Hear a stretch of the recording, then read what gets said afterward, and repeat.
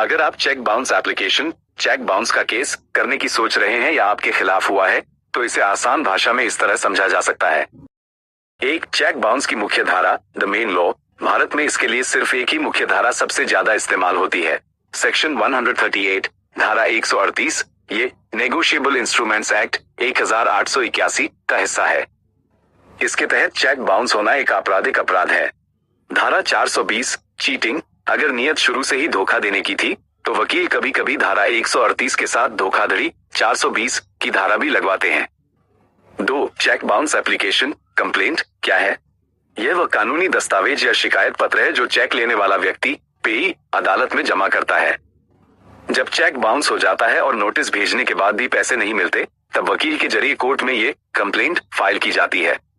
3, cheque bounce होने पर क्या करें? Step by step. अगर आपका चेक बाउंस हुआ है और आपको पैसे वसूलने हैं, तो ये रास्ता अपनाएं। बैंक से रिटर्न मेमो ले।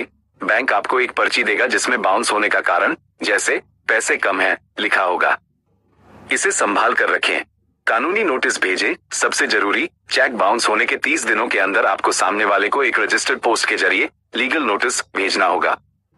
इसमें उसे 15 दिन का समय दे कि वह आपके पैसे चुका दे। केस फाइल करें। अगर वह 15 दिनों में पैसे नहीं देता, तो अगले 30 दिनों के अंदर आपको कोर्ट में धारा 138 के तहत केस एप्लीकेशन फाइल करना होगा।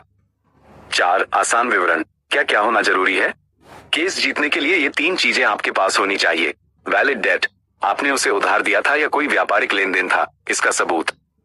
टाइमली एक्शन, नोटिस 30 दिन के अंदर भेजा गया हो और केस उसके 30 दिन बाद, यानी समय सीमा का पालन। ओरिजिनल डॉक्यूमेंट्स, ओरिजिनल चेक और बैंक की रिटर्न मेमो पर्ची। 5, सजा और समाधान सजा, 2 साल तक की जेल या चेक की राशि का 2 गुना डबल जुर्माना। समाधान, सेटलमेंट। चेक बाउंस के मामले कंपाउंडिंग होते हैं, यानी अगर बीच में ही सामने वाला व्यक्ति पैसे देने को तैयार हो जाए, तो कोर्ट की अनुमति से केस खत्म किया जा सकता है।